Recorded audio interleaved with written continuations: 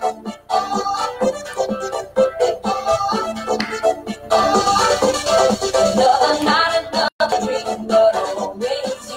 on danse tout le monde, debout!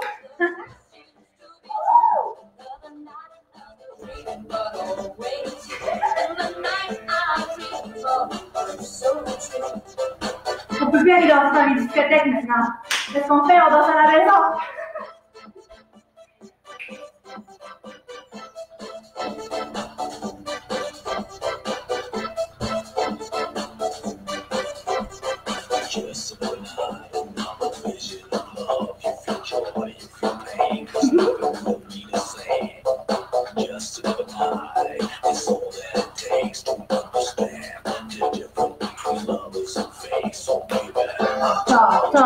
I'll talk to you in the night. Il reste 3 minutes, les amis, avant le live. Oh, on est à 18. Allez, bébé.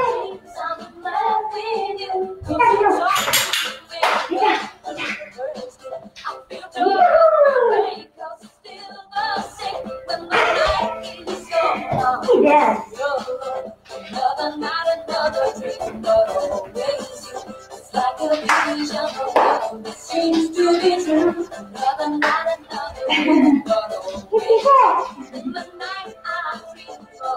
On commence bientôt. Il reste 2 minutes. Eh oui.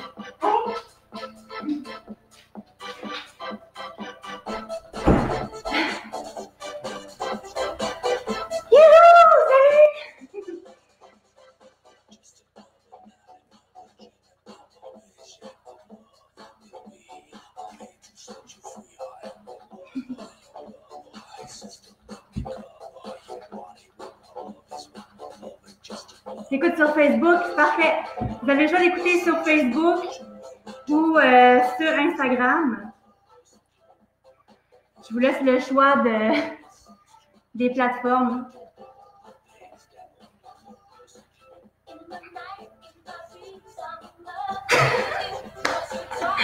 Oh my God.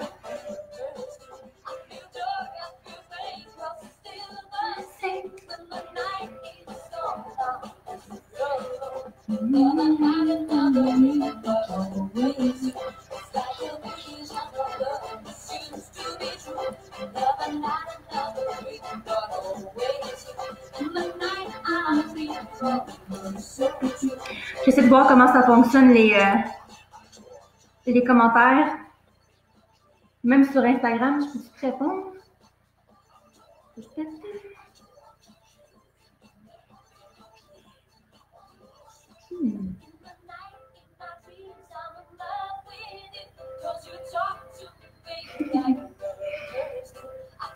Je ne sais pas comment vous répondre sur Instagram, je suis désolée. Non! Je vois une flèche envoyée, je vois commentaire.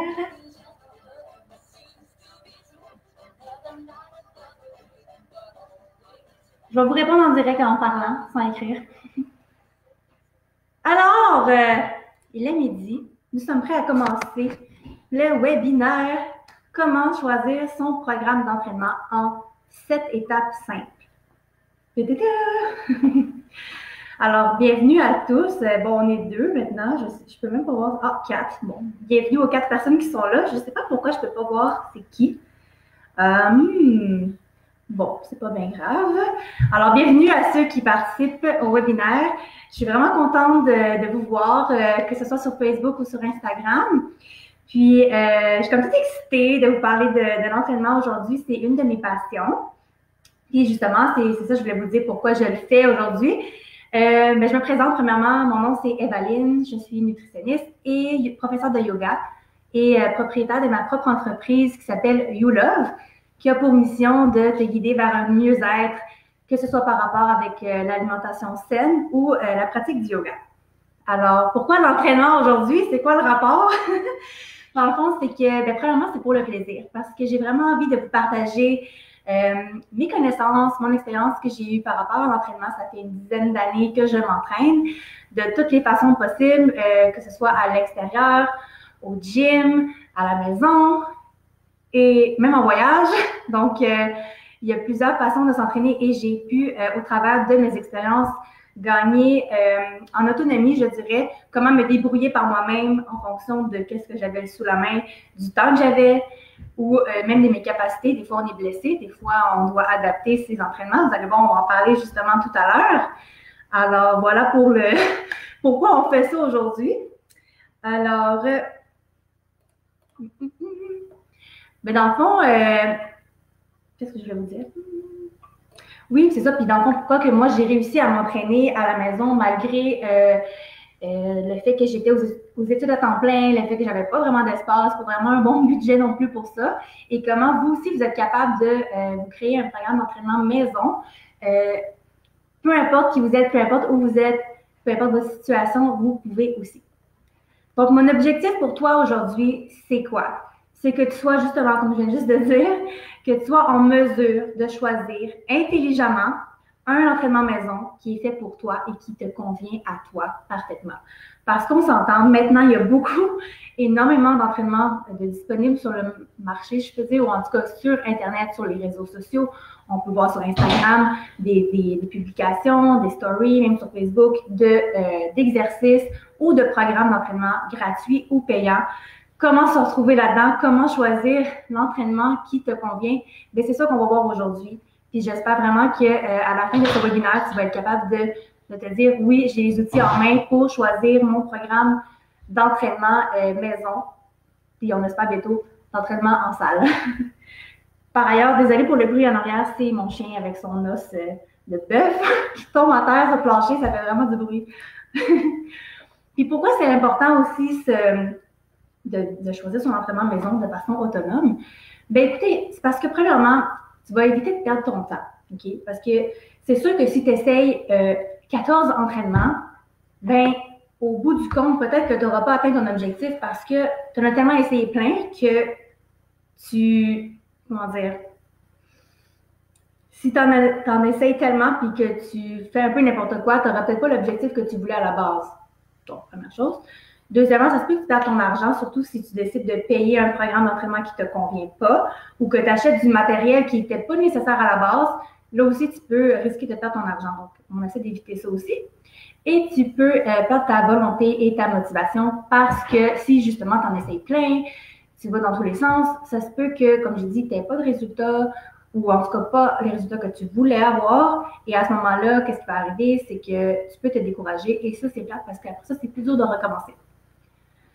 Puis, l'autre chose qui est vraiment importante aussi, je trouve, par rapport à choisir son programme d'entraînement maison par soi-même, c'est que tu deviens comme un peu l'expert de toi-même. Okay? Ça, c'est vraiment, personnellement, en tout cas, je trouve que c'est une très bonne chose de devenir expert de soi-même. Quand je dis ça, ce que je veux dire, c'est que tu essaies de... Ce qui est bon d'en devenir expert de soi-même, c'est que tu apprends à mieux te connaître, tu apprends à compter sur toi, ça développe beaucoup la confiance en soi, l'autonomie. Je dis pas qu'on doit être absolument indépendant des autres parce que c'est sûr qu'à un moment donné, il faut que tu fasses affaire avec des experts quand tu en as besoin, que ce soit, par exemple, si on parle seulement d'entraînement, ça peut être un kinésiologue, un entraîneur professionnel.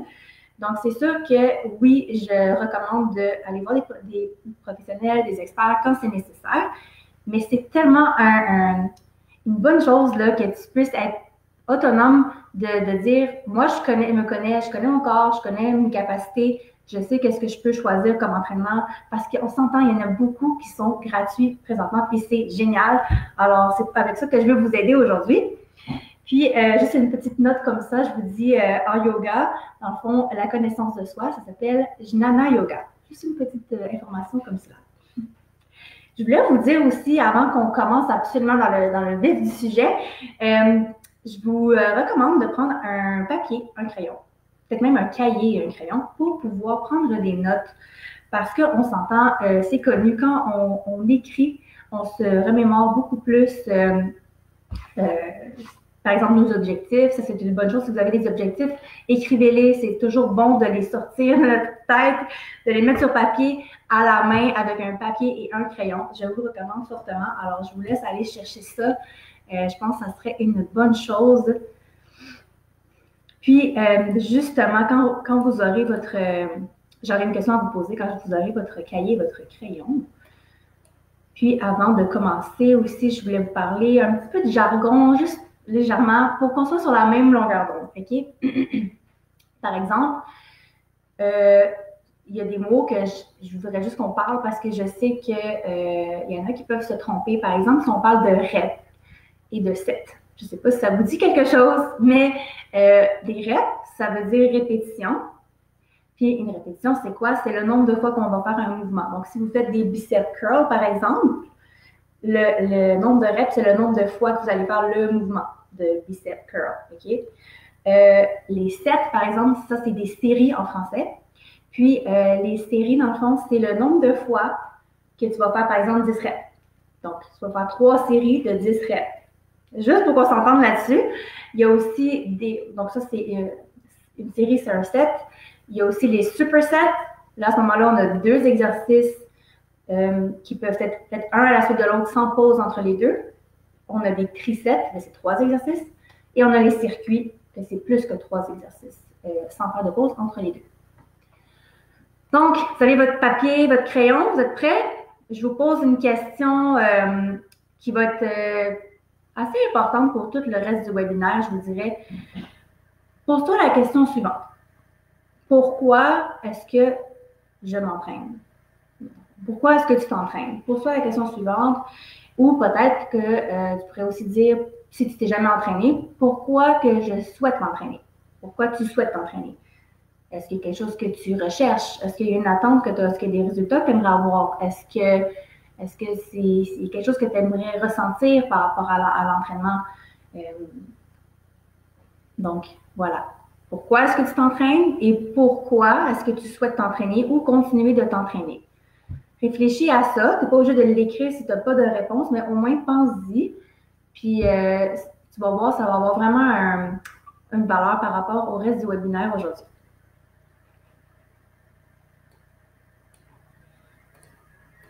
OK. Avant d'entrer dans le vif du sujet, avant de parler des 7 étapes qui mènent à bien choisir son programme d'entraînement maison, il y a des points que j'ai mis dans la description du webinaire. Première chose, est-ce que tu fais partie de ces gens qui ne savent plus quel entraînement choisir parce qu'il y en a tellement qui sont offerts présentement? Puis moi, je te dis, c'est une bonne nouvelle. Puis pourquoi? Pourquoi ça serait une bonne nouvelle d'être perdu de même puis comment dire, pourquoi ce serait une bonne nouvelle d'être submergé autant? Mais écoute, c'est parce que le sentiment d'être submergé, d'être perdu, d'être confus, pourquoi c'est une bonne chose? Parce que ça t'amène à deux points importants. Okay? Première chose, prise de conscience. Prise de conscience, OK, que peut-être que tu veux plus bouger.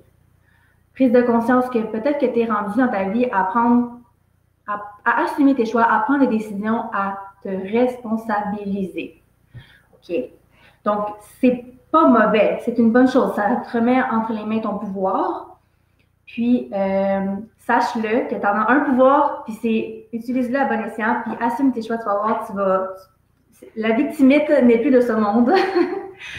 La deuxième chose qui fait en sorte que c'est une bonne nouvelle, que tu sois un peu perdu, que tu ne saches plus quoi choisir comme entraînement, c'est que ça t'amène à te recentrer sur toi. Okay? Ça, c'est une excellente chose.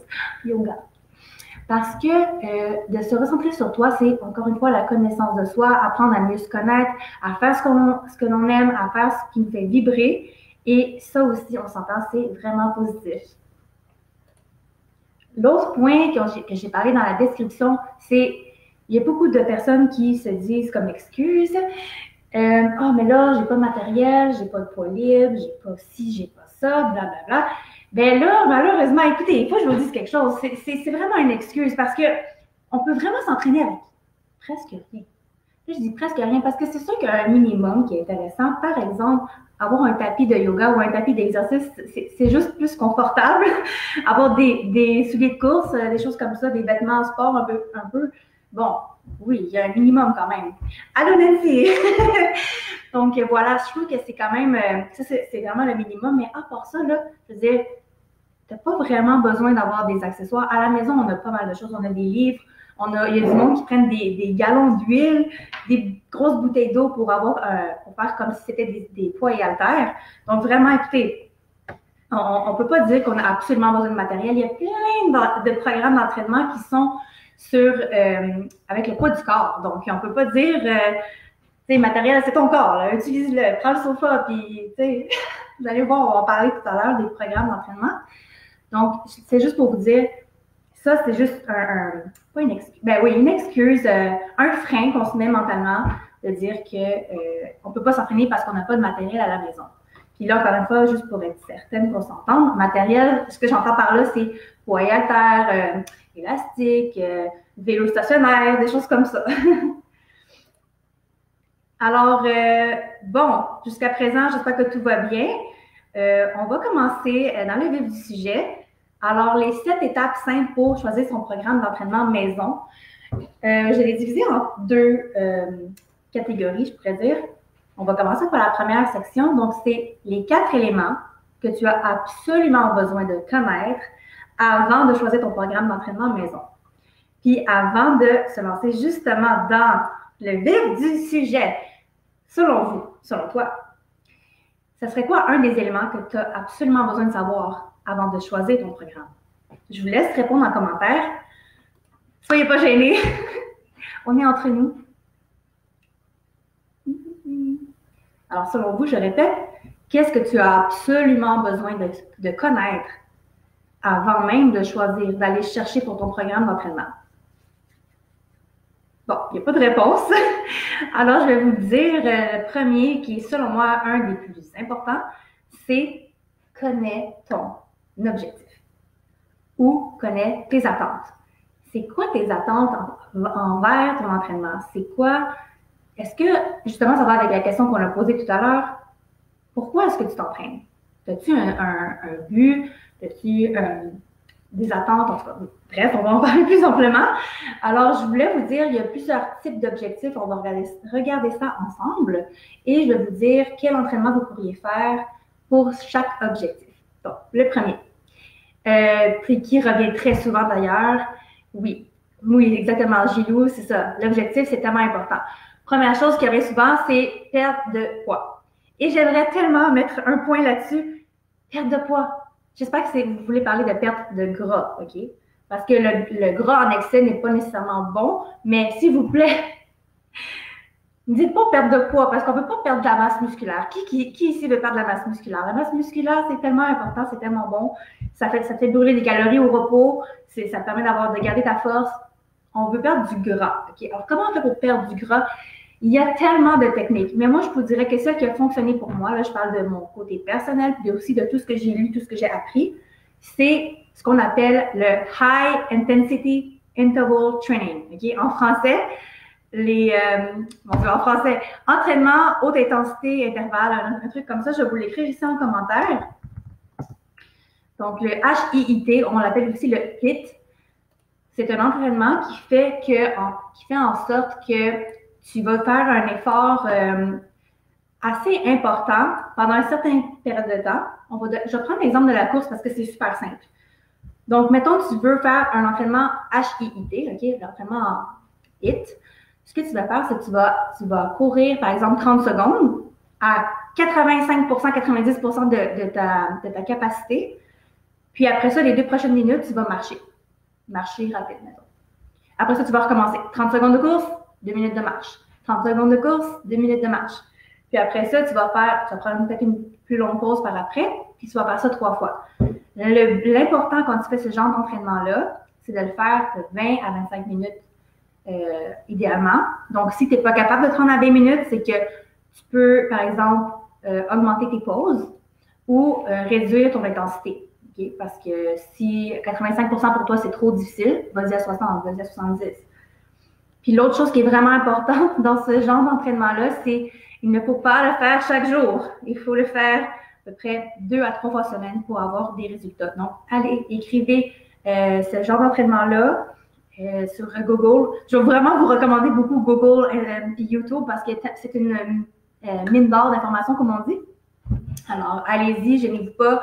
Écrivez HIIT, l'entraînement que vous voulez faire, par exemple, ça peut être mettons, mettons, je voudrais faire du yoga, je pourrais écrire yoga, H-I-I-T, et je vais tomber sur des vidéos qui me donnent qui me disent carrément quoi faire. Donc, ça, c'est si mon objectif est de perdre du gras et aussi ça augmente ton cardio. Et par ailleurs, dépendamment de ce que vous faites comme HIIT, ça peut aussi vous maintenir votre masse musculaire. Autre chose pour la perte de poids, perte de gras, en fait, c'est le classique cardio-musculation. Si on fait seulement du cardio, c'est pas l'idéal. Si on fait seulement de la muscu, c'est pas l'idéal. Faire les deux, c'est vraiment ça qui est mieux. Donc, par exemple, là, je donne vraiment des exemples, OK? Comme faut garder quelques nuances, là.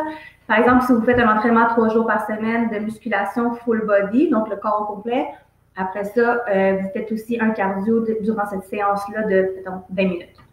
OK? Donc, c'est de varier, pas de varier, mais de mettre les deux ensemble. Voilà. Prochain objectif que vous pourriez avoir, c'est la prise de masse musculaire. Prise de masse musculaire, donc avoir plus de muscles sur son corps. Alors, une des choses que je peux vous recommander, c'est, on appelle ça l'hypertrophie, donc ça, c'est le gain de masse. Puis, comment on fait? C'est qu'il faut en fait faire 8 à 12 répétitions d'un exercice pour entrer dans ce mode-là d'hypertrophie. Par exemple, OK, on va prendre l'exemple des biceps curls parce que c'est ça l'idée qui me vient en ce moment. Donc, si vous faites des biceps curls, OK, avec des poids libres, par exemple, si vous en avez, sinon vous prenez votre gallon d'huile ou de vinaigre. Puis, le but, là, pour être capable de dire que vous êtes dans ce mode de hypertrophie, il faut qu'après, il ne faut pas vous pousser à en faire plus que 12 répétitions. Donc, il faut qu'à la 12e répétition, là, vous savez que la 13e n'est pas possible. Là, OK? Donc, si ça, c'est pas possible, c'est parce que vous n'avez pas un poids assez lourd avec vous. Okay? Donc, c'est de changer d'exercice ou de prendre des poids plus lourds ou de se dire peut-être que je ne pourrais pas faire d'hypertrophie parce que je n'aurais pas les poids disponibles, mais en même temps, je ne suis pas tout à fait d'accord parce qu'on peut souvent adapter notre entraînement, on peut souvent modifier les exercices pour atteindre les objectifs qu'on s'est fixés. Alors, pour la prise de masse musculaire, souvent, ça va être il faut lever assez lourd pour être épuisé musculairement entre 8 et 12 répétitions. Puis, si vous n'avez vraiment aucun matériel, votre corps sera votre meilleur ami car votre corps pèse normalement plus que 100 livres, qui peut être quand même assez lourd pour s'entraîner. Alors, voilà. Oups. Ensuite, on a aussi l'objectif d'être en forme. Comme Nancy a dit aussi, retrouver son énergie. Ben oui, c'est sûr, mais c'est sûr qu'être en forme, ce n'est pas tellement précis comme objectif, mais en même temps, c'est correct. C'est très correct d'avoir un objectif qui est flou. Il faut juste attendre d'avoir peut-être des résultats aussi imprécis. OK? Faut définir, selon vous, c'est quoi que ça signifie pour vous être en forme. Tu as dit retrouver son énergie. D'accord. Ton énergie, pourquoi? Pour, par exemple, être capable de rester réveillé de telle heure à telle heure, être capable de jouer avec tes enfants, des choses comme ça. Donc, il faut que tu penses à c'est quoi pour toi être en forme, puis spécifiquement, concrètement, écris-le dans ton cahier, c'est quoi que tu recherches, c'est quoi tes attentes de cet objectif-là. Moi, je vous donne un exemple personnel que je trouve assez comique, là. C'est, par exemple, moi, être en forme, c'est il faut que je sois capable il faut que je garde une certaine flexibilité. Par exemple, quand je mets mes bas, je vais vous montrer parce que là, on est en vidéo, c'est parfait, là. Si quand je mets mes bas, OK, il faut que je me mette assise, puis que, tu sais, que je mette mon pied comme ça, là. Pour moi, là, ça veut dire que je suis pas en forme, OK? Moi, quand je mets mes bas, je les mets comme ça. C'est juste, en tout cas, moi, je trouve ça vraiment comique.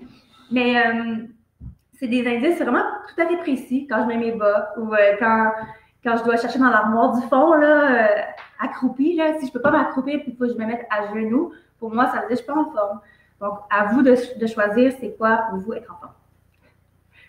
Ensuite, on a d'autres objectifs. Je vais passer un peu plus rapidement pour ceux-ci. On a la flexibilité, l'équilibre, puis ces deux-là, justement, je vous recommande de le faire avec le yoga. Ce serait vraiment un bon entraînement qui pourrait améliorer votre flexibilité et votre équilibre. On a la puissance qui est reliée à la vitesse. Donc, on parle de sprint, on parle de pliométrie. La pliométrie, moi j'appelle ça sauter partout. En fond, c'est des sauts. Pensez aux gens qui sautent sur des boîtes, qui font des jump squats, des des fentes sautées, des choses comme ça, des jumping jacks, voilà. Ensuite, on a l'objectif de force. L'objectif de force, ça va un peu avec l'hypertrophie qu'on a parlé tout à l'heure. C'est sûr que être au gym pour la force, c'est la meilleure chose parce que c'est vraiment le choix des poids.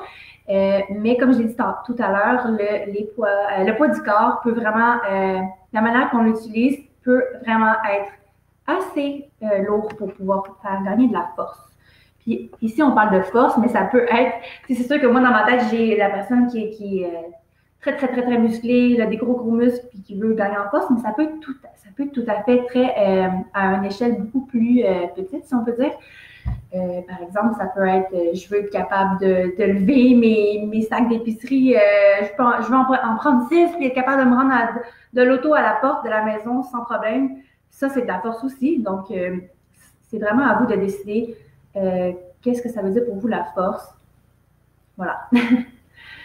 Et un autre objectif qui est le dernier, mais non le moindre, j'en ai peut-être oublié aussi, c'est s'amuser. Parce que on s'entend, si pour vous, l'entraînement, c'est seulement faire des répétitions puis gagner de la masse musculaire, comme moi, je ne juge aucunement ça, mais je veux dire, c'est sûr que c'est plus agréable si pour vous, votre objectif, c'est aussi de vous amuser, d'avoir du plaisir à bouger. Et à ce moment-là, on peut rentrer dans cette catégorie, peut-être la danse, peut-être les arts martiaux, peut-être ou tout type d'entraînement qui vous fait plaisir. Vraiment, moi, par exemple, c'est le yoga. J'aime ça aussi je ne sais pas si vous m'avez vu dans d'autres vidéos, là, mais le hamac que je me suis acheté, le hamac de yoga, c'est vraiment amusant. Puis un truc que je peux vous dire pour savoir si vous êtes dans la bonne voie pour cet objectif-là, je trouve que, en tout cas, moi, personnellement, c'est quand je me sens comme un enfant, on dirait que je m'amuse, le temps passe vite, puis c'est ça. Donc ça, c'est mon petit truc pour savoir si je suis dans la bonne voie pour mon objectif de m'amuser. J'espère que ça va jusqu'à maintenant. Je n'ai pas pour les commentaires, je les vois finalement sont à ma gauche.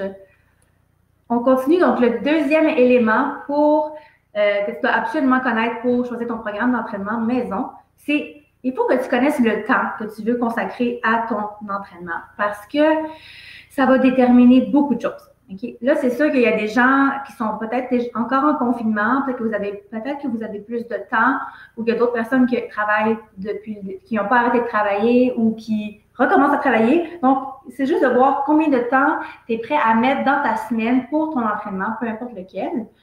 Ça va déterminer justement la durée de tes entraînements. Est-ce que c'est un entraînement de 20 minutes? Est-ce que c'est un entraînement de 1h30? Il y a une différence. Ensuite, ça va aussi déterminer la fréquence à laquelle tu vas t'entraîner. Si tu es vraiment occupé, peut-être que tu auras une fréquence moins élevée. Peut-être que tu vas t'entraîner 2 fois par semaine. Peut-être que tu vas t'entraîner 4 fois par semaine, dépendamment du temps que tu as à consacrer. Ça va aussi, bien entendu, déterminer l'intensité de ton entraînement parce que si tu as peu de temps dans ta semaine, peut-être que tu vas vouloir faire quelque chose de plus intense pour compenser. Puis, l'autre chose, c'est que ça va avoir un impact sur les résultats que tu attends. Donc, si tu t'entraînes, par exemple, 5 minutes tous les jours, peut-être que tu n'auras pas les mêmes résultats que si tu t'entraînais 30 minutes tous les jours. Donc, juste le temps fait en sorte aussi que ça va avoir un impact sur tes résultats. Voilà. Troisième élément, c'est un petit élément, mais quand même que c'est important à savoir, c'est de décider de ton budget. OK?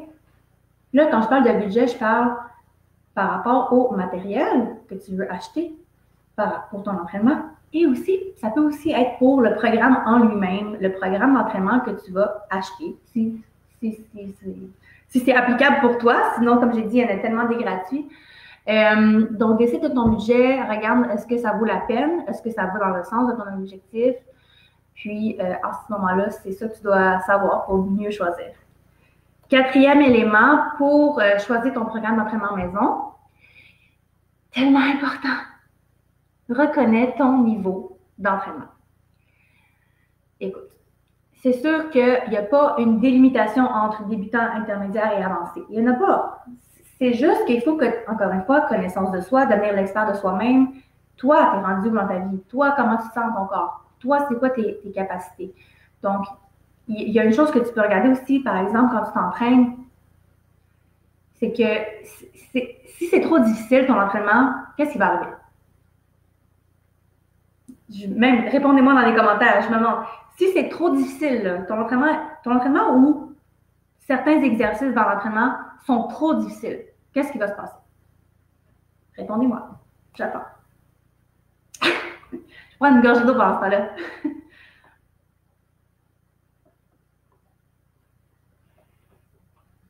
Qu'est-ce qui va se passer? C'est trop difficile. Tu vas vouloir abandonner. Tu vas vouloir abandonner. OK? Parce que c'est normal. Si c'est trop demandant, l'effort est trop grand, il y a des grandes chances que tu fasses juste laisse faire, je le fais pas. OK? Même chose, si c'est trop facile, qu'est-ce qui risque d'arriver? Ben, en fait, si c'est trop facile, ben, tu n'auras peut-être pas de résultats que tu aimerais avoir. Tout simplement. Donc, là, c'est de trouver l'équilibre entre les deux. Entre les deux, voilà, c'est ça. Entre la difficulté et la facilité. Ensuite, une autre affaire qui est vraiment importante par rapport au niveau d'entraînement, c'est il faut absolument que tu considères tes incapacités et tes blessures présentes ou passées. Je m'explique. Si ton niveau d'entraînement, c'est avancé et tu t'entraînes depuis des années, tout va bien, t'es fort, patati patata. Là, qu'est-ce qui arrive, c'est que si tu t'es blessé ou si une journée, tu as plus mal au dos, tu te sens plus raqué, peu importe, ben, il faut que tu adaptes ton entraînement en fonction de ça. Okay? Il faut que si on parle par exemple d'une blessure, le programme d'entraînement que tu vas choisir, il ne faut pas que dans ce programme-là, il y ait des exercices qui font en sorte que ça accentue ta douleur. Tu sais, on s'entend? Donc, ça va vraiment le respect de son corps, accepter où est-ce qu'on est présentement, dans le moment présent, et agir avec bienveillance envers soi, envers son corps. OK? Donc, juste pour répéter, le quatrième élément qui est vraiment important, c'est de reconnaître ton niveau d'entraînement, de savoir où est-ce que toi, tu es rendu et choisir un entraînement en fonction de ce que toi, tu es capable. Puis je vous encourage tellement de simplement essayer. Si un entraînement vous attire, allez-y, regardez les vidéos ou regardez la description des exercices, essayez de le faire vous-même, juste comme ça. Puis si vous voyez que c'est comme inaccessible, ben alors c'est pas le bon programme pour vous. OK? C'est tout simplement. Salut! Alors maintenant, on a passé déjà après on a passé à travers la première partie des 4 éléments que tu as absolument besoin de savoir. Maintenant, on va passer à travers la deuxième partie, qui sont les 3 techniques d'entraînement à la maison qui vont créer de réels résultats si tu les appliques correctement. Okay? Première technique. En tout cas, un point important. La constance. La constance. La constance, c'est quoi? C'est la régularité. C'est de ne pas arrêter, de jamais arrêter. Puis s'il vous plaît, il faut que je vous dise, moi, là, ça m'est arrivé une couple de fois d'arrêter de m'entraîner, que ce soit par blessure, surentraînement, malheureusement, des choses comme ça. Donc, ou des fois, on n'a plus envie, on change d'activité, on fait une activité qui est peut-être un peu moins fréquente aussi, qui est, par exemple, un cours de danse par semaine, mais on ne s'entraîne plus au gym, des choses comme ça. Donc, d'arrêter, malheureusement, qu'est-ce qui arrive, c'est qu'on va avoir beaucoup de difficultés à recommencer. OK? Recommencer, ça va être difficile physiquement, ça va être difficile mentalement aussi. Parce que c'est peut-être un petit peu dur pour l'orgueil de se dire ah, maintenant que j'ai arrêté, ben là, j'ai perdu, je ne veux pas dire les gains, mais quasiment. Parce que si tu levais un certain nombre de poids, puis là, tu as arrêté pendant 2 mois, puis tu recommences, ça se peut que tu ne lèves plus autant qu'avant. Mais c'est correct, ça va revenir, puis ça va arriver dans votre vie. Il ne faut pas s'en faire avec ça, c'est juste si tu restes constant, c'est sûr que c'est mieux que d'arrêter. Puis l'autre affaire que je voulais vous dire, c'est ben justement, si jamais tu sens le besoin de t'arrêter, ben fais-le si c'est ça que tu ressens, puis accepte-le, c'est correct. Mais aussi, qu'est-ce que tu peux faire, c'est adapter tes entraînements. Donc, adapter, comme on parlait tout à l'heure, le niveau d'entraînement. Donc, tu peux adapter la difficulté ou l'exercice, dépendamment de c'est quoi le problème qui fait en sorte que tu ne peux pas rester constant à la même intensité que d'habitude. Donc, la constance, vraiment, va vous donner, ça va vraiment vous aider à avoir des résultats si vous vous entraînez vraiment régulièrement. OK? Juste un instant. OK. Deuxième élément, qui va vous donner de réels résultats, c'est la fréquence. Donc, la différence entre... Excusez-moi, j'ai comme un cheveu, là. Sorry! OK, c'est fait. Oh my God, les lives! You! La fréquence, c'est tellement important. Ce n'est pas la même chose que la constance.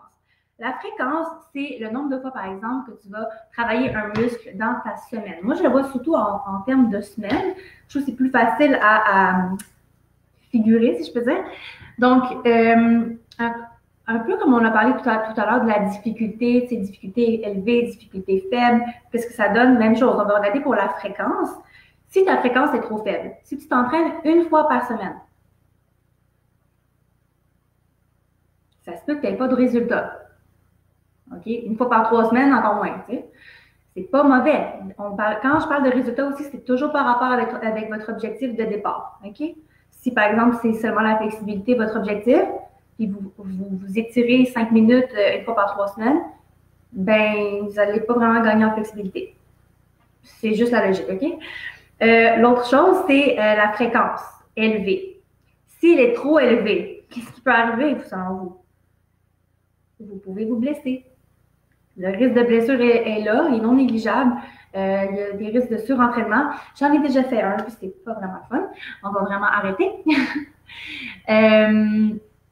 Donc, fréquence élevée, c'est pas la meilleure chose non plus. Mais là, encore une fois, c'est tellement relatif la fréquence parce que ça va dépendre de vous. Ça va vraiment dépendre de votre corps, comment vous êtes fait.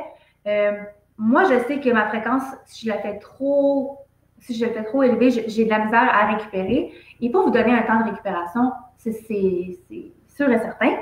Donc, vous allez voir par vous-même, est-ce que vous avez besoin de vous entraîner 2 fois par semaine pour commencer, puis après ça, augmenter à 3 fois.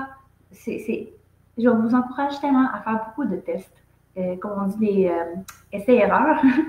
Alors, c'est comme la meilleure chose pour apprendre à se connaître. Faire des essais, faire des tests, voir qu'est-ce qui fonctionne pour vous, puis accepter aussi, encore une fois, de où est-ce que vous êtes rendu parce que c'est pas en étant dans la résistance que ça va vous aider à avancer davantage. Comment savoir si on a une fréquence adéquate? Ben, moi, je dirais qu'il y a 2 points qui me viennent en tête quand je trouve que la fréquence est adéquate pour moi. C'est quand je commence à avoir des résultats. Donc, encore une fois, en fonction de votre objectif, vous commencez à avoir un début de résultat. Donc, ça veut dire que la fréquence, elle est quand même présente. Elle est quand même adéquate pour vous. L'autre chose, c'est un sentiment de bien-être. Vous allez avoir un sentiment de bien-être mental et un sentiment de bien-être physique. Mental, les endorphines, vous allez être fier de vous, vous allez être content, satisfait, et un sentiment de bien-être physique, vous n'allez pas être un épuisement catastrophique, mais vous allez vous sentir peut-être plus énergisé, plus en forme. Donc ça, c'est une fréquence qui est adéquate pour vous. C'est des indices pour vous aider à savoir c'est quoi la fréquence idéale. Dernière technique ou point important pour avoir de réels résultats pour un entraînement à la maison, c'est d'adapter la difficulté. On en a parlé un petit peu au travers des autres points, mais je veux vraiment faire un point spécifique par rapport à ça parce que tu peux avoir ton objectif, tu peux avoir un bon temps d'entraînement suffisant, tu peux avoir une bonne constance, tu peux avoir le bon matériel, tu peux avoir, c'est quoi l'autre point? Tu peux avoir repris un entraînement qui est adapté à ton niveau.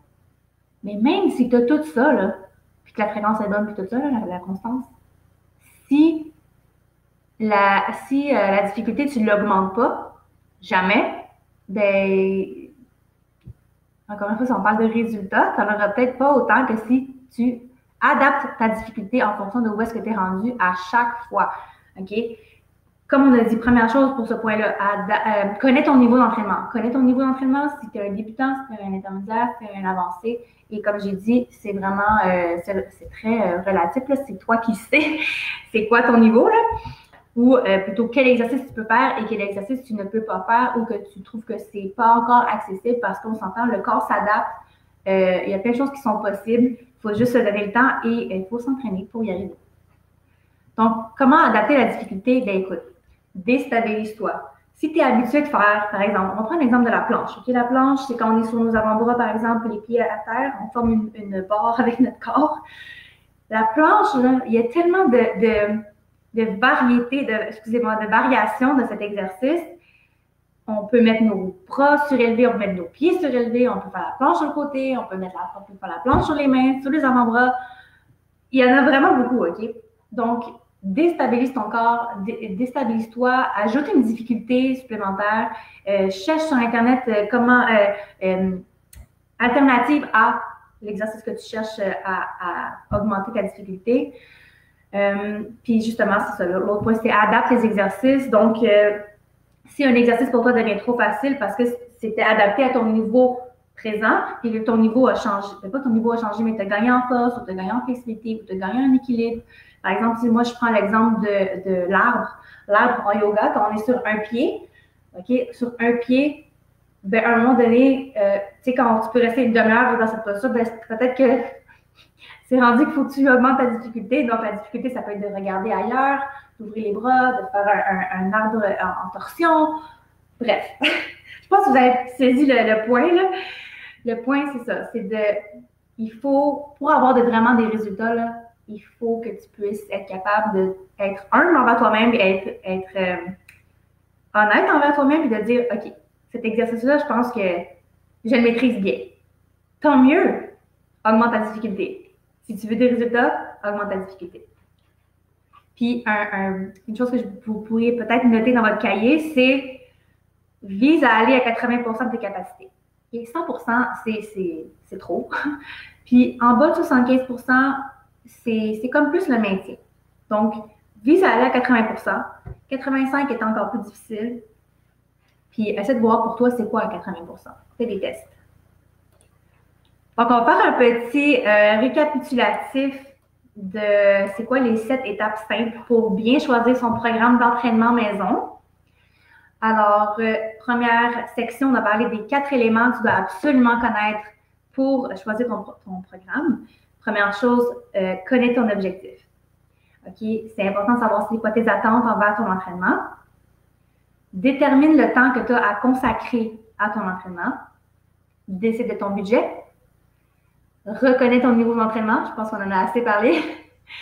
Et ensuite, on a les 3 techniques qui vont t'amener de réels résultats si tu les appliques correctement. Alors, il faut que tu aies une bonne constance. Okay? Donc, de jamais arrêter, d'être régulier dans ton entraînement, d'adapter le niveau à la baisse, aux besoins si tu es blessé, si tu es fatigué ou malade. Et aie une fréquence adéquate, donc une fréquence à laquelle tu te sens bien, que tu sens que tu as un début de résultat. Et adapte la difficulté de tes exercices pour sentir que tu progresses continuellement. Donc, voilà les 7 étapes simples. On va continuer parce que j'ai d'autres choses à vous raconter. J'ai mon histoire à vous raconter. J'ai des trucs, comment savoir si tu as bien choisi ton entraînement et comment intégrer ton entraînement maison pour que ce soit intégré à ton quotidien, comment maintenir le cap vu que tu l'as choisi maintenant, tu veux le garder, tu veux que ce soit à long terme comme pratique d'activité. Et ensuite, comment le yoga et la nutrition peuvent t'aider dans ton entraînement, dans avoir des meilleurs résultats avec ton entraînement. Donc, je vais juste vous faire une petite histoire rapide sur qu'est-ce que moi j'ai vécu et comment j'ai pu justement appliquer ces étapes-là et comment justement, pourquoi aujourd'hui je vous en parle de ces points-là, c'est que moi, j'ai dû passer à travers des expériences qui m'ont obligée à devenir autonome par rapport à l'entraînement. Donc, pour faire pour faire une histoire courte, c'est ça? En gros, c'est que moi, je m'entraînais beaucoup. Je m'entraînais peut-être 4 à 6 fois par semaine au gym. Puis ensuite, j'ai décidé de recommencer mes études à l'université, d'aller en nutrition. Puis là, je me suis rendu compte que les études à temps plein, plus le travail à temps partiel, faisant en sorte que j'avais pas mal moins de temps de disponible. Parce que oui, j'étais peut-être un petit peu studieuse, je prenais du temps pour étudier. Je suis aussi une grande dormeuse. Alors, m'entraîner 1h30 par jour, c'était plus vraiment possible dans mon quotidien sans que ça nuise à mon temps d'études ou mon temps de sommeil ou mon temps de juste reposer à rien faire. Donc alors, je me suis dit, je sais que j'ai déjà arrêté l'entraînement, je sais que j'ai déjà dû arrêter, puis que recommencer, c'est l'enfer, mais c'est vraiment pas c'est pas le fun, OK? Parce que c'est vraiment difficile. Donc, je me suis dit, je veux pas arrêter, je veux pas arrêter. Il faut que je trouve une façon de continuer à m'entraîner malgré le peu de temps que j'ai de disponible. Alors, voilà. J'ai passé à travers les étapes. Mon objectif, c'était quoi dans ce temps-là? C'était, je voulais garder mes gains. Je voulais garder ma masse musculaire et je voulais, oui, ça, garder ma masse musculaire. Donc, il fallait un entraînement quand même en musculation. Donc, c'était pas une petite course dehors qui allait comme arranger les choses pour moi. Ensuite, le temps. Déterminer le temps. Écoutez, moi, c'est ça. Comme j'ai dit, j'avais pas beaucoup de temps. Alors, je me suis dit, j'ai décidé que j'allais faire un 20 minutes aux 2 jours d'entraînement à la maison. Et j'ai décidé de faire un entraînement de type HIIT, le HIIT que je vous ai écrit en commentaire, parce que c'est un entraînement qui est complet. Ça dépend comment tu le fais, là, mais moi, j'avais des poids. Je me suis, justement, pour le troisième élément, je me suis acheté des poids libres avec un petit budget de 90 $. Puis, c'est avec ça que j'ai pu faire mon entraînement pendant des mois et des mois. Puis, qu'est-ce que je voulais dire par rapport à ça? C'est ça. Je sais plus. Peu importe. Bref, on continue. Donc, qu'est-ce que j'ai fait avec tout ça? C'est que c'est ça. J'ai décidé c'était quoi mon objectif. J'ai décidé le temps que je voulais consacrer à mon entraînement. J'ai déterminé mon budget. Et mon niveau d'entraînement, dans le fond, je le connaissais, c'était intermédiaire. Et donc, je pouvais aller... C'est pour ça aussi que j'ai choisi un entraînement à haute intensité parce que je savais que j'étais capable d'avoir cette intensité-là pour une courte période, 3 fois par semaine. Je savais que j'étais capable d'y arriver. OK? Ensuite, les autres choses, la constance, mais on en a parlé dans le fond, c'est que j'ai pas arrêté, j'ai continué, j'ai modifié mon entraînement pour être capable de continuer à bouger, malgré le peu de temps que j'avais de disponible. Et la fréquence, je l'avais déterminée aux 2 jours. Je trouvais que c'était parfait. J'avais le temps de récupérer et je pouvais passer des journées à étudier et pas tout le temps m'entraîner. Et la dernière chose, c'était augmenter la difficulté. Augmenter la difficulté ou l'adapter, en tout cas, c'est que après un certain temps, on se rend compte que il y a des exercices, comme j'ai dit tout à l'heure, qu'on commence à vraiment bien les maîtriser. Puis c'est génial. C'est vraiment un signe qu'on progresse.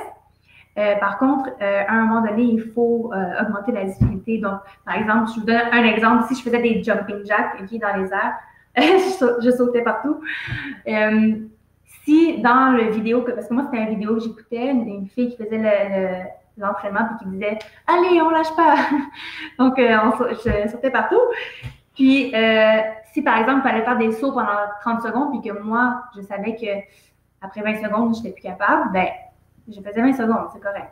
Mais par contre, si après 30 secondes, je me disais, oh mon Dieu, c'est bien trop facile, je pourrais en faire plus. Je vous cache pas qu'il y a des journées que tu dis, je vais rester comme ça, mais c'est sûr que c'est pas la meilleure chose pour avoir des résultats, on s'entend. Donc, ce que je faisais, c'est que pour garder, par exemple, 30 secondes, je le faisais plus rapidement, tout simplement. Donc, adapter sa difficulté. Donc, c'était juste ma petite histoire, c'était juste pour vous dire que il y a vraiment une façon, il y a vraiment une technique, il y a vraiment une possibilité pour vous de choisir votre programme d'entraînement. Puis c'est pas moi qui va vous dire, toi prends lui, toi prends celui-là.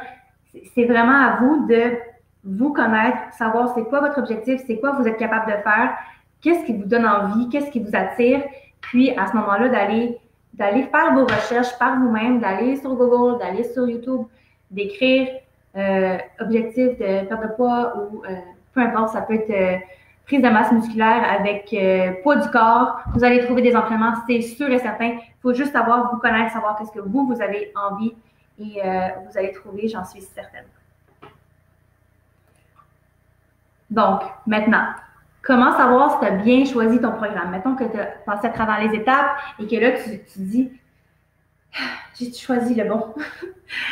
Ben, on en a parlé un peu tantôt. C'est dans le fond, pas il faut, mais tu vas voir qu'à un moment donné, tu vas avoir un genre de sentiment de joie. OK?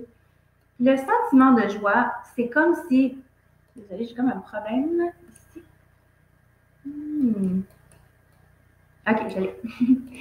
Le sentiment de joie, c'est que, moi, je le décris en 3 parties. Première chose, c'est qu'avant de t'entraîner, tu as envie. Tu as vraiment envie d'aller t'entraîner, tu as le goût de faire ton exercice, ça t'attire. Tu as cet enthousiasme-là envers ton exercice. Pendant ton entraînement, tu es joyeux, ça t'apporte de la joie, tu es bien. Oui, tu travailles fort, oui, tu te challenges, oui, tu sues, mais tu es quand même content de le faire. Tu sais. Ça, c'est vraiment un très bon signe que tu as choisi le bon entraînement. Et l'autre chose, c'est après l'entraînement, tu es satisfait de l'avoir fait. Tu es fier de toi, tu es content, tu es satisfait.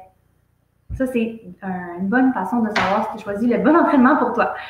Ensuite, tu as un sentiment de défi personnel. Tu sens que ce que tu fais là, c'est pas aller prendre, je veux pas juger aller prendre des marches dehors, je trouve que c'est vraiment positif, mais c'est juste pour donner un exemple entre marcher 2 km/h dehors et s'entraîner à haute intensité, c'est sûr qu'il y a une différence entre les deux, on s'en parle.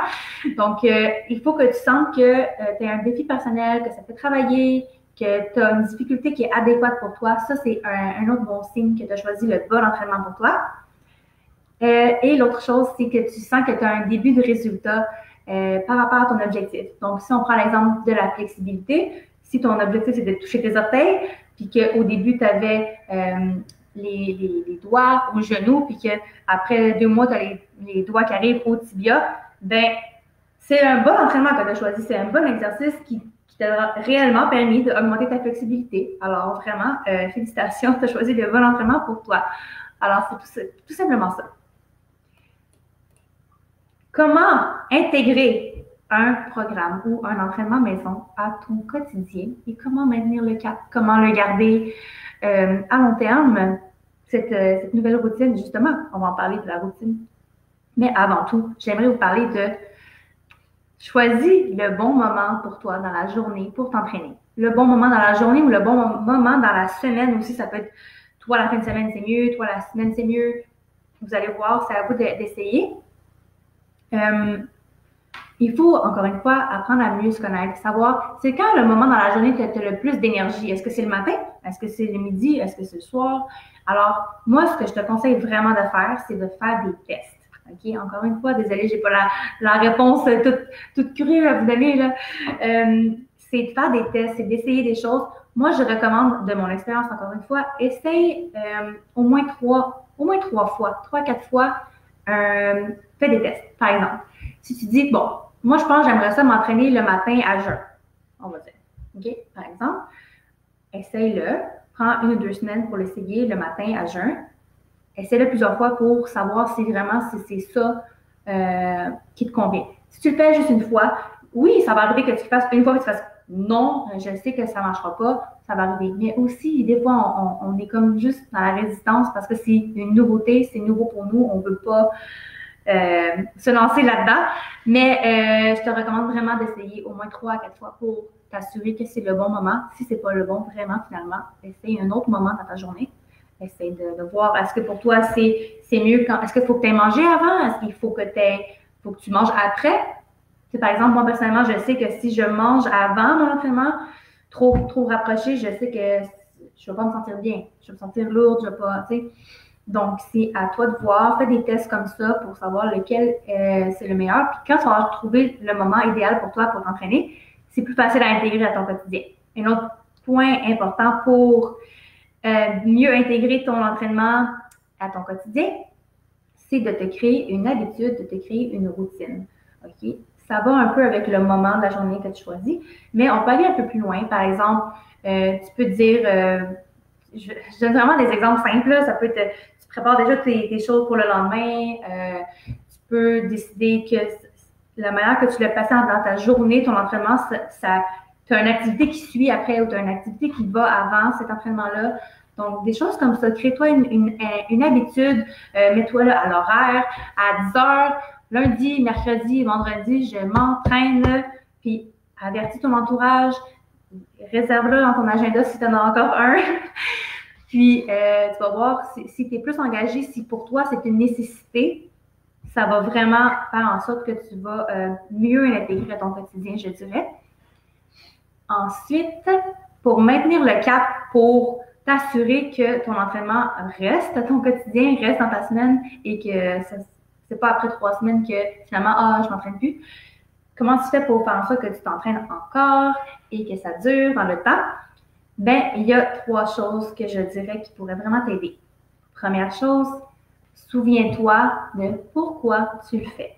Comme la question que je vous ai posée au début, pourquoi tu t'entraînes, qu'est-ce que tu recherches dans ton entraînement et pense aux résultats que ça pourrait t'apporter et aux bienfaits que ça pourrait t'apporter. Et il y a aussi une autre façon de voir la chose, ça peut aussi ça peut aussi d'être ou de regarder le fait que si tu ne le fais pas, si tu ne t'entraînes pas, ben il y a des conséquences aussi à ça. OK? Par exemple, moi, je le sais personnellement, si je ne fais pas mon yoga, je sais que c'est pas mon minimum que je dois faire. Si je n'atteins pas ce minimum-là, je me sens pas bien dans mon corps. Je me sens raide, je me sens à respirer, par exemple, des choses comme ça. Donc, il faut que tu penses à pourquoi tu le fais, qu'est-ce que tu recherches, qu'est-ce que tu veux en retirer, mais aussi, qu'est-ce que tu essaies d'éviter en t'entraînant? Est-ce que tu essaies d'éviter la douleur? Est-ce que tu essaies d'éviter de tomber malade? Des choses comme ça. OK? Donc, et un truc que tu peux faire aussi, c'est de mettre des post-it, de te le mettre dans ton téléphone, de mettre un message sur ton frigidaire. Là, je dis frigidaire parce que c'est comme le classique, là, mais ça peut être n'importe où. Là. Ou avant de t'entraîner, de lire une déclaration en voix haute. Je m'entraîne parce que c'est bon pour moi, c'est bon pour ma santé, je vais vivre longtemps, peu importe. Une affirmation positive, ça peut t'aider aussi. Ça dépend de comment tu vois ça, qu'est-ce qui peut t'aider toi. Faire des essais, encore une fois, c'est une bonne chose. Deuxième point qui peut t'aider à maintenir le cap, c'est de noter ta progression. OK? Oui, tu peux prendre des photos de toi, avant-après. Oui, tu peux prendre des mesures. Oui, tu peux te peser. C'est une façon de noter sa progression. Par contre, moi, ce que je vous recommande plus, c'est de prendre un cahier. Oui, encore un cahier. Parce que je l'ai fait par expérience dans mon téléphone, de noter, par exemple, combien de poids je mettais dans mes mains pour les biceps curls. Mais malheureusement, dans le téléphone, on a tendance à comme effacer ou à... Non, c'est pas la bonne chose. Moi, je vous conseille vraiment de prendre un cahier parce que vous avez juste à retourner en arrière puis de voir, quand j'ai commencé, je levais juste ça. Je suis rendue loin maintenant. C'est tellement motivant de voir la progression qu'on a faite, de voir à quel point on a pu s'améliorer, qu'on a pu grandir à travers tout ça. Personnellement, en tout cas, moi, pas juste moi, là, je pense que c'est quelque chose d'universel. Je veux dire, quand on a vu qu'on a eu une progression, quand on a vu qu'on s'est amélioré, qu'on a eu des résultats, ben ça pousse à vouloir continuer. Donc, ça pousse à vouloir maintenir le cap. Et dernier point pour maintenir le cap, de varier ses entraînements. On en a parlé encore une fois, c'est comme tout s'entrecroise. On a parlé d'adapter la difficulté, mais je dirais aussi de varier carrément le type d'entraînement, varier ton objectif peut-être même, varier les exercices. Par exemple, si tu aimerais ça faire du cardio, ben tu peux courir, tu peux faire du vélo, tu peux faire de la pliométrie. Donc, il y a plusieurs choses que tu peux faire pour atteindre ton objectif de bien-être et de l'activité. Là, désolée, je suis juste comme déconcentrée. Je viens voir sur Instagram qu'il me reste 1 minute 40. Je savais pas qu'on avait un maximum, mais c'est correct, on a terminé de toute façon. J'aimerais juste mettre un emphase sur, souviens-toi encore une fois, comme j'ai dit, de pourquoi tu t'entraînes, pense au résultat final et au plaisir que ça peut te procurer aussi de t'entraîner et de faire les activités que tu fais. Je pense que je vais en tout cas, ça va fermer tout seul, c'est pas grave. Dernier point, comment le yoga et la nutrition peuvent t'aider à atteindre de meilleurs résultats dans ton entraînement. La nutrition, on s'entend, c'est sûr, c'est ça qui va te permettre d'avoir assez d'énergie pour ton entraînement avant. C'est pour que si tu manges avant, peut-être tu vas avoir plus d'énergie pendant ton entraînement. Et aussi, qui va donner de l'énergie après. Parce que l'entraînement, ça va te vider ton énergie. Puis si tu ne manges pas après, ben, ça se peut que tu sois comme vidé, justement. Alors, manger avant et après, c'est super important. La nutrition va aussi te donner les bons nutriments à ton corps pour la récupération. Parce que, veut pas, si on parle de musculation, il y a des micro-déchirures qui se font dans les muscles. Et il faut réparer tout ça avec des protéines. Et je n'irai pas plus loin dans ce sujet parce que ça pourrait être carrément faire un autre webinaire là-dessus. Pour le yoga, c'est sûr que le yoga, ça peut permettre de complémenter ton entraînement. Donc, quand on s'entraîne, souvent, on va créer des courbatures, on va créer des contractions les muscles vont être plus raides. Donc, le yoga va vraiment arriver comme un complément, puis t'aider à plus être plus souple. Donc, bon, Instagram, c'est terminé. Ouh, OK. Bon, désolée. Et moi, ce que j'aimerais aussi amener comme information, on a terminé en passant, il reste comme 2 minutes. Je voulais juste vous dire pour le yoga, je trouve ça vraiment génial. En tout cas, moi, depuis que je m'entraîne, depuis que je fais du yoga, pardon, et que je m'entraîne par après, quand je fais mon yoga en parallèle de l'entraînement, j'ai réalisé que ça améliore énormément mon niveau d'entraînement sur plusieurs points dont je vais vous parler maintenant.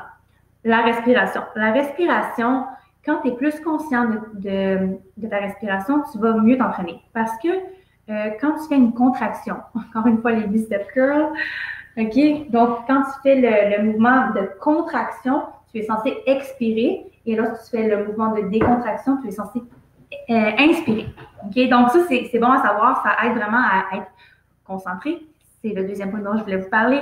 Donc, la concentration, le yoga aide énormément à être plus concentré sur ce que l'on fait, diminue le risque de blessure par le fait même. Je ne sais pas si vous avez déjà entendu parler de contraction volontaire d'un muscle. C'est de mettre toute son attention, toute son énergie où est-ce que le muscle est en train de travailler et ça aide énormément à bien faire la contraction. Le yoga aide énormément aussi à l'équilibre. Il y a beaucoup d'exercices qui demandent de l'équilibre.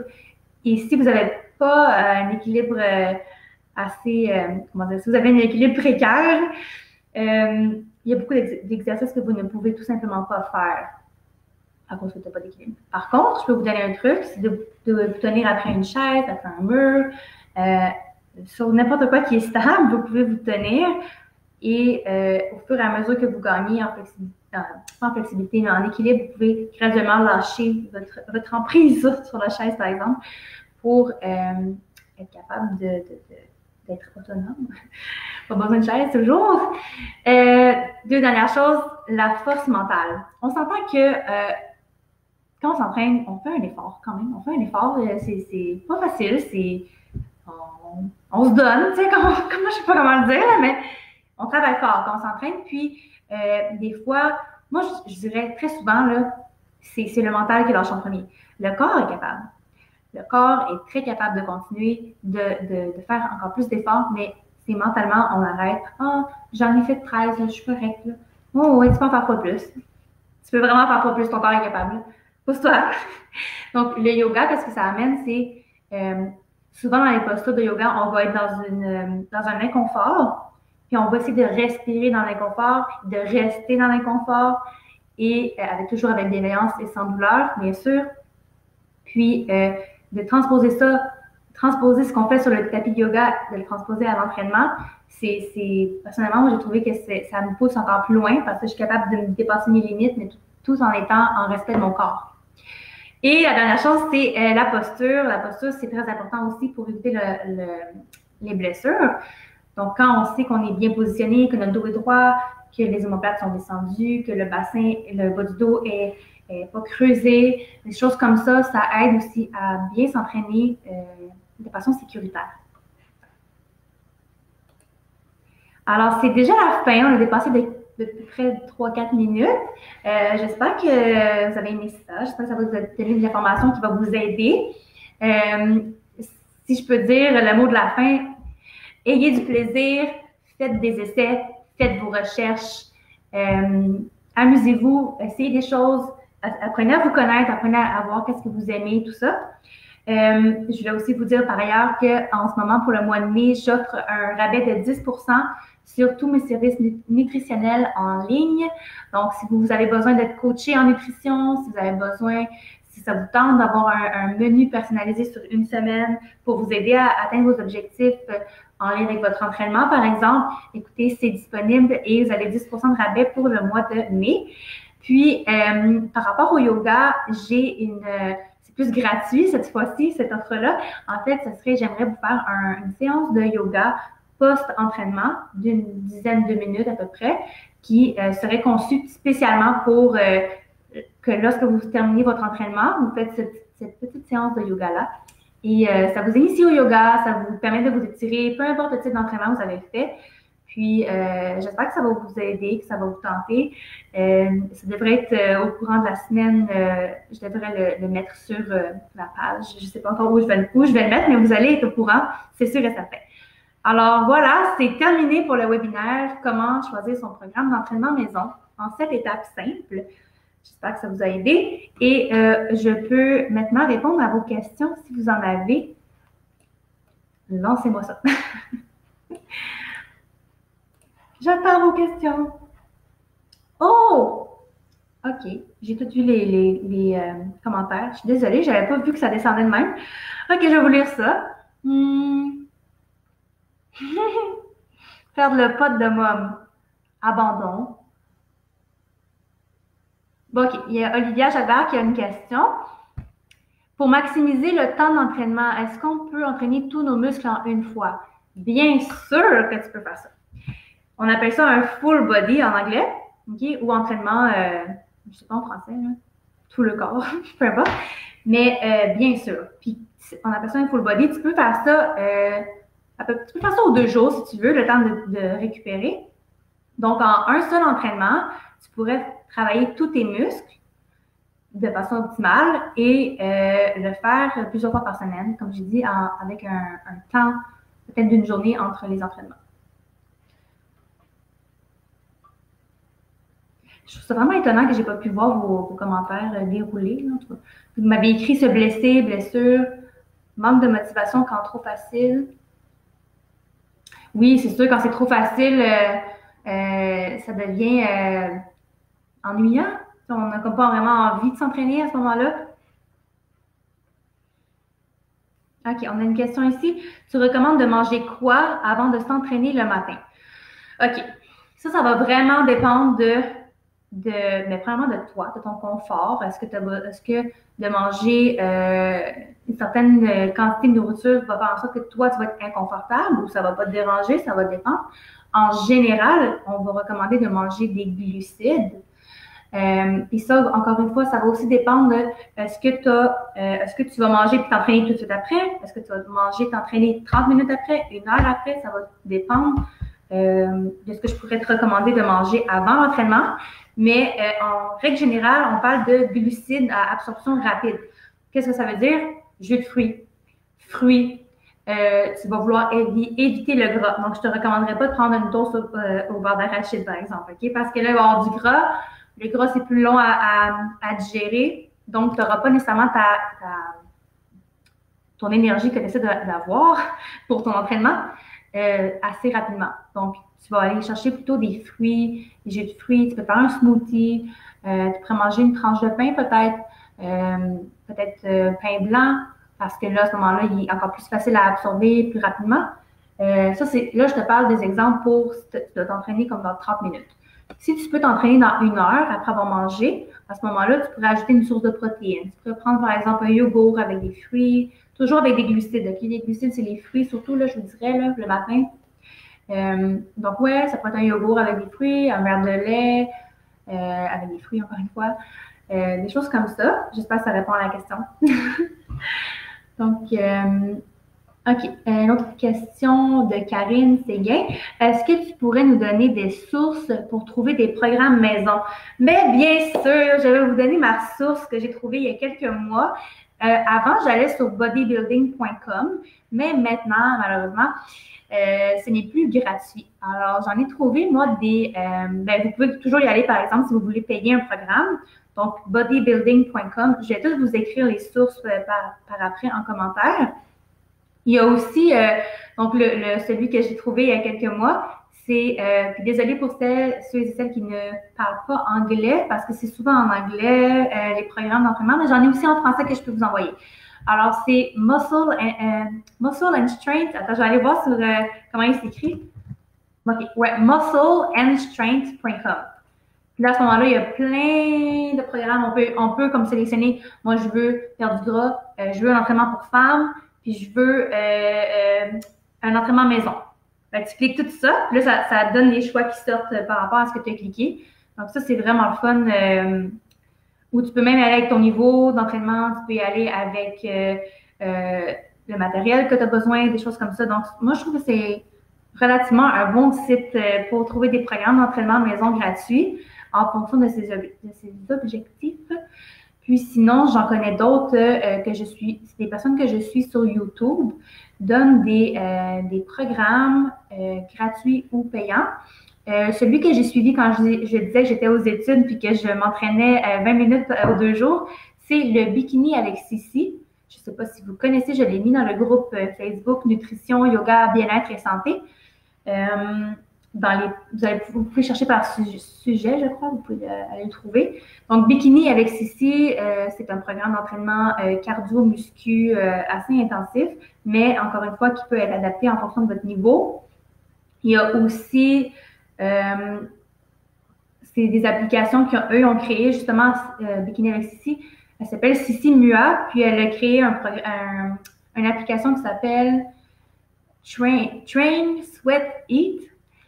Donc, vous pouvez aller voir ça aussi. L'autre personne que je suis sur YouTube, elle a créé l'application Be Strong. Je l'ai essayée. Personnellement, je n'ai pas aimé parce que ce n'est pas des vidéos qu'elle fait en même temps que toi. Moi, personnellement, je trouve que c'est le fun parce que la personne, quand il y a des vidéos comme Sissi, par exemple, elle fait l'entraînement avec toi, donc c'est motivant. Elle dit, OK, on lâche pas. OK, on n'oublie pas de respirer. Là, tu dis, OK, comme... Puis tu sais qu'elle t'encourage comme quasiment un coach personnel en live. Tandis que l'autre, le Be Strong, il est très complet, il est très bien fait. Par contre, moi, ce que j'ai pas aimé, c'était qu'on pouvait pas... c'est vraiment pas des vidéos... comment dire? C'est pas des vidéos, c'est carrément... Tu as tes exercices un à la suite de l'autre, puis tu suis ça comme un programme, un peu comme un programme sur papier, mais en application. Donc, ouais. Là, je sais pas s'il y a d'autres questions. Moi, j'avais écrit blessé, je sais, blessure... Je me souviens plus pourquoi. C'est bien dommage que j'ai pas pu voir ça. Avez-vous d'autres questions avant? Il nous reste 4 minutes. Donc, je vous laisse m'écrire. Je vais voir qu'est-ce qui s'est passé avec Instagram pendant ce temps-là. Je pense que dans le fond, il y avait juste un maximum de temps qu'on avait droit. Sinon, peut-être que je pourrais vous dire d'autres choses. Qu'est-ce que je pourrais bien vous dire? Je vous dirais de... Je ne vais pas me répéter, mais oui, pour vrai, comme si vous voulez être autonome par rapport à votre entraînement, allez-y, faites des recherches vraiment. Là, si vous avez pris un programme et que dans le programme d'entraînement, il y a comme 1 ou 2 exercices, vous dites « Ah, je ne peux pas le faire, ça me fait mal. » Tu sais, par exemple, moi, je sais que si je fais un exercice que je dois mettre mes bras dans les airs et pousser, supposément, en tout cas, c'est pas très bon pour ma colonne ou pour mes épaules à cause de...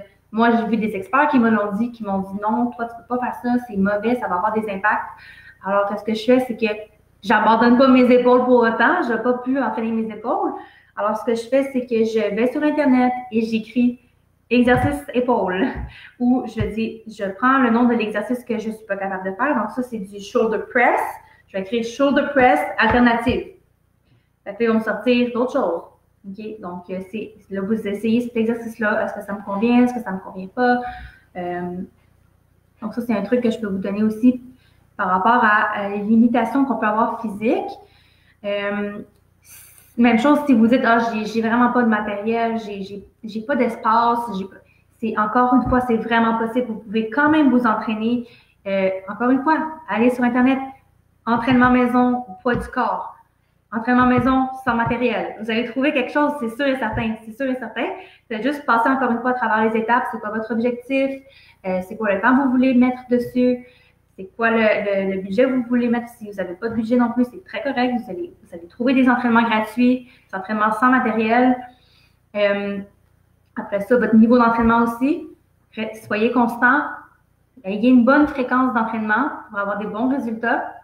Puis, le dernier point, adapter la difficulté, augmenter la difficulté quand c'est le temps. Puis, je vous promets que vous allez avoir des résultats qui sont à la hauteur de vos attentes si vous prenez en main toutes ces étapes. Alors, il n'y a pas d'autres questions. Je vais fermer le webinaire. J'ai vraiment eu du plaisir avec vous. Malheureusement, je n'ai pas pu suivre vos commentaires, mais j'ai appris. La prochaine fois, je vais savoir qu'il faut que je déroule par moi-même les messages. Voilà. Oups. Donc, merci énormément d'avoir participé. Ça m'a vraiment fait plaisir. J'espère que ça va vous aider. Si ce n'est pas déjà fait, venez faire partie du groupe avec moi, avec les autres dans le groupe Nutrition, Yoga, Bien-être et Santé sur Facebook. Suivez la page Facebook YouLove, suivez le compte Instagram YouLove. J'ai aussi maintenant une chaîne YouTube YouLove qui commence très doucement, mais sûrement. Puis, justement, comme j'ai dit tantôt, je vais vous mettre une séance de yoga post-entraînement de 10 à 15 minutes qui peut être faite en complément de votre entraînement ou qui peut être faite tout simplement comme cela, toute seule comme ça. Puis, qu'est-ce que je vais vous dire aussi? N'oubliez pas, il y a 10% de rabais sur les services nutritionnels pour le mois de mai. Puis, c'est pas mal ça. Je pense que j'ai pas mal fait le tour. Gênez-vous pas pour commenter le webinaire, même si vous n'avez pas pu participer en live. Le webinaire va être accessible sur la page YouLove et sûrement, je vais le mettre aussi sur YouTube. Alors, merci. Bye bye tout le monde. Je vous aime.